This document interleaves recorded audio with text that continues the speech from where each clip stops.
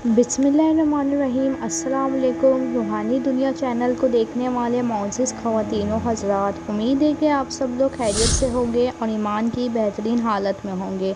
इब्लीस कब से ज़मीन पर आबाद था और उसने ज़मीन पर आते ही क्या काम किया, ये सब कुछ मैं आपको आज की इस वीडियो में बताऊंगी। लेकिन इससे पहले अगर आप मेरे चैनल पर नए हैं और मेरे चैनल को सब्सक्राइब नहीं किया तो मेरे चैनल को सब्सक्राइब करके बेल आइकन को प्रेस कर दीजिए और अल्लाह ताला को राज़ी करने के लिए दुरूद इब्राहिम पढ़ लीजिए।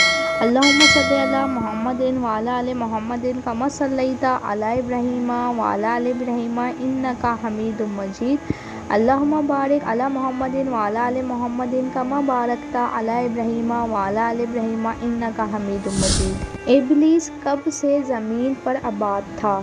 अल्लाह ताला ने जन्नात को आग से पैदा किया और ज़मीन को आबाद करने का हुक्म फरमाया, तो ये अल्लाह ताला की इबादत में लगे रहे।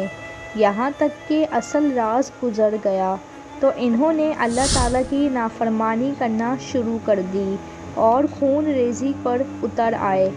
उनका एक बादशाह था जिसका नाम यूसुफ था।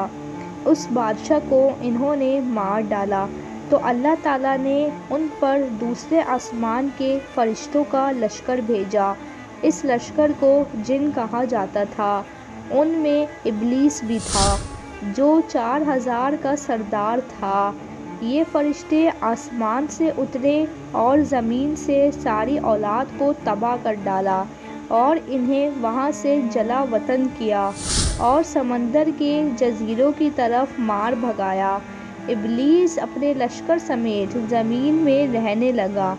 इन पर इब्लीस का अमल ज़्यादा आसान हो गया और ज़मीन में रिहाइश को उसने पसंद किया।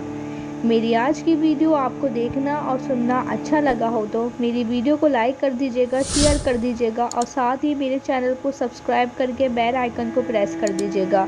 मिलती हूँ अगली वीडियो में। मुझे दीजिए इजाज़त। अल्लाह हाफ़िज़।